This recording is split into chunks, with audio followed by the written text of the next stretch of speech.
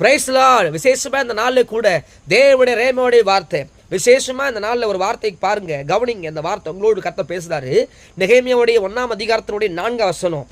இந்த வார்த்தையில கேட்டபோது நான் உட்கார்ந்து அழுது சில நாளாய் துக்கித்து உபகாசம் பண்ணி மன்றாடி பரலோகத்தின் தேவனை நோக்கி. தேவ ஜனமே, தேவ பிள்ளைகளே, நெகேமியா இந்த வார்த்தைகளை கேட்ட உடனே அவன் சில நாளா அழுது கொண்டிருந்தானா.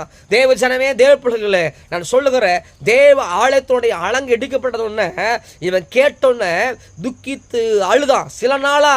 இன்னைக்கு நம்முடைய வாழ்க்கையில் நம்முடைய ஜெப வேலை, ஜெப நேரம் வேற மாதிரி இருக்குது. ஆனால் நெகேமியாவுடைய காரியம் பாருங்க, தேவாலயத்துடைய அலங்கை இடிக்கப்பட்டதும் கேட்டான், பார்க்கல.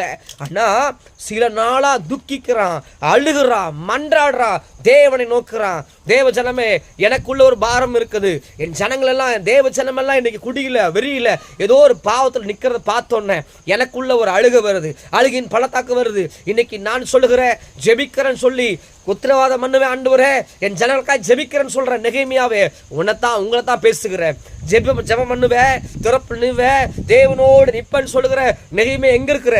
என் தேசம் அழிஞ்சு போகுது, என் ஜனங்க பாவத்துக்குள்ள இருக்கிறாங்க, வாலிபம் தன் வழியை மறந்து போய் என் சிற்றுமைகளுக்குள்ள அசுத்தங்களுக்குள்ள இருக்கிறாங்க. நீங்க எவ்வளவு விஷயங்களை பார்க்கிறோம். தேவ ஜனமே, ஒரு முறை நான் சொல்லுது 2016ஆம் ஆண்டில் ஒரு குறிப்பிட்ட இடத்துக்கு நான் போயிருக்கும் போது அந்த கம்பெனியுடைய மேனேஜ்மெண்ட்டில் ஒரு தம்பி இருந்தான். அவனை பார்க்கும்போது கர்த்தர் சொன்னார், இவன் தேவ பிள்ளையா இருக்கிறான், அவனை பின்வாங்கி போயிட்டான், அவனோடு பேசுனோடு சொன்னார். நான் அவனோடு பேசுன, தம்பி நீ தேவ பிள்ளையா இருக்கிற, இன்னைக்கு பின்வாங்கி போய் நிற்கிற, உன் வாழ்க்கையில் ஒரு சில பாவம் இருக்குன்னு சொன்னேன். அவன் தனியாக கூட்டு போய் அழுதான். நான் ரட்சிக்கப்பட்டிருக்கிறியா?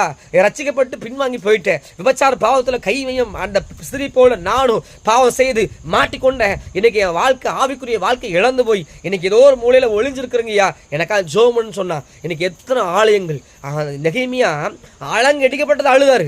நான் சொல்லுகிற ஆலயங்கள், நடமாடுகிற ஆலயம், தேவன் மாசம் பண்ணுகிற ஆலயம். தேவ ஜனமே, தேவ பிள்ளைகள் சொல்லுகிற இன்னைக்கு எத்தனையோ ஆலயங்கள் உண்டு, எத்தனையோ ஆலயங்கள் உண்டு. நான் சொல்லுகிறேன், நான் ஆலயங்கிறத பில்டிங் சொல்லல, ஒரு கட்டடம் சொல்ல, நம்ம தான் தேவ ஆலயம் வசனம் சொல்லுது.